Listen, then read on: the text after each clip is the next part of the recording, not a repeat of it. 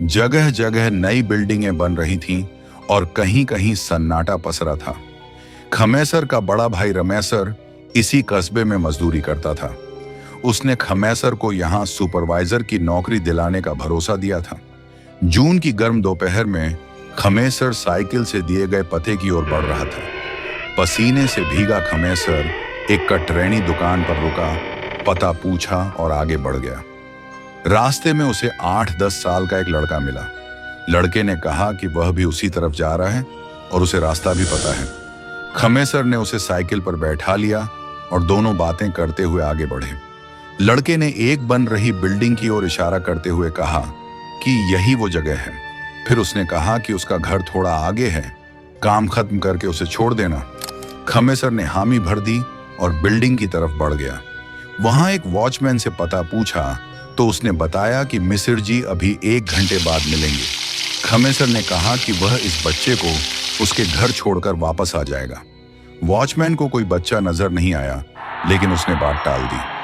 खमेसर बच्चे के बताए रास्ते पर चल पड़ा। लगभग 20 से 25 मिनट बाद वह एक सुनसान इलाके में पहुंचा। यह जगह झाड़ियों और गड्ढों से भरी थी। लड़के ने सामने एक खंडहर की ओर इशारा कर कहा कि वह वहीं रहता है। खमेसर जल्दी में था, इसलिए उसे वहीं छोड़कर वापस लौट आया।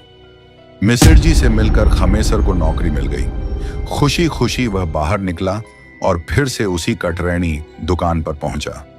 उसने लड्डू खाया और पानी पिया। तभी उसकी नजर एक फोटो पर पड़ी जिस पर माला चढ़ी थी। उसने दुकानदार से पूछा तो उसने बताया कि यह उसका बेटा है जो 1 महीने पहले मर गया था। वह बहुत मददगार था और हर किसी को उनके पते तक छोड़ने जाता था। दुकानदार ने बताया कि उसका बेटा एक बार एक अनजान आदमी को उसी बिल्डिंग तक छोड़ने गया था जहां खमेसर गया था। वहां वह अधूरे पैर से गिरकर मर गया। खमेसर यह सुनकर कांप उठा, क्योंकि आज उसी लड़के ने उसे वहां तक पहुंचाया था। उसने दुकानदार को बताया कि वह लड़का आज भी लोगों को उनके पते तक पहुंचा रहा है और उसने भी आज उसे वहां तक छोड़ा था। दुकानदार रो पड़ा और बोला कि जरूर वह मेरा मुन्ना ही होगा। तभी वॉचमैन भी वहां आ गया और उसने भी खमेसर से पूछा कि वह किस बच्चे की बात कर रहा था, क्योंकि उसने कोई बच्चा नहीं देखा था। अब सबको समझ आ गया कि वह बच्चा अब भी लोगों की मदद कर रहा है।